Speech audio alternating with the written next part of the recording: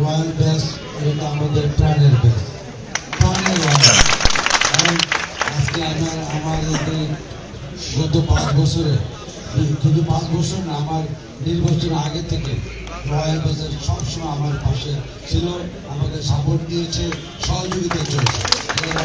Royal বাজারের কাছে আমরা ঋণী এবং আমি সবসময় রয়্যাল বাজারের পাশে আছি এবং রয়্যাল বাজার বিগত দিনে যেভাবে কলাপালা খেলাধুলা সাংস্কৃতিক অঙ্গনে গুরুত্বপূর্ণ ভূমিকা রেখেছে, আগামী দিন রাখবে বলে আমি বিশ্বাস করি। সুতরাং আমি এই আমার আগামী দিনগুলিতে সাংস্কৃতিক অঙ্গনকে আমি কলাপাড়ায় একটা উজ্জ্বল দৃষ্টান্ত রাখতে চাই। আমি সাথে বললে যে আপনি যে সাংস্কৃতিক অঙ্গনের আমাদের একটা দ্বিধাবিভক্ত আছে, ওদেরকে নিয়ে বসে যদি একটা ওদের মধ্যে একটা ঐক্যবদ্ধ করতে পারেন, তাহলে আমরা এটাকে একটা জোরালো পৃষ্ঠপোষকতা দিব, যাতে এলাকার আগামী প্রজন্ম সাংস্কৃতিক লাইনে এগিয়ে যায়।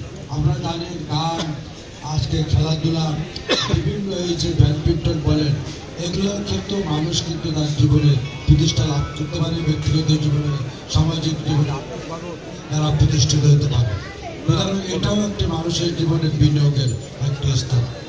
আজকে যারা খেলাধুলায় আগ্রহী তারা কিন্তু অনেক থেকে ভালো থাকার তাদের একটা অবলম্বন।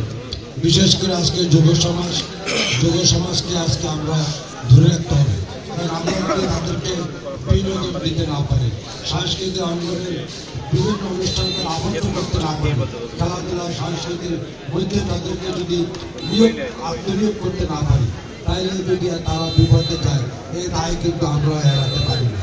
সুতরাং আমাদের এই যুব সমাজ নিরঞ্জন যারা আছে, তাদের আধুনিক খেলাধুলা, সঙ্গীত, শিল্প এবং বিভিন্ন ক্রীড়া সাংস্কৃতিক অঙ্গনও তাদেরকে জীবনকে বিকশিত করার জন্য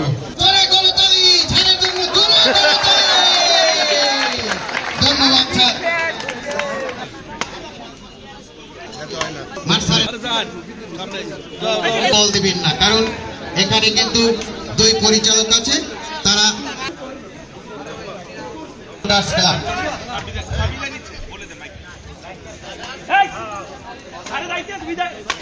উদ্দেশ্যে রওনা দিচ্ছে। আমার আসলে সবাই খেলা দেখেন, আপনাদের সবাইকে ধন্যবাদ। আমি যে আপনাদের সাথে থাকতে পারলাম না, এই জন্য আমি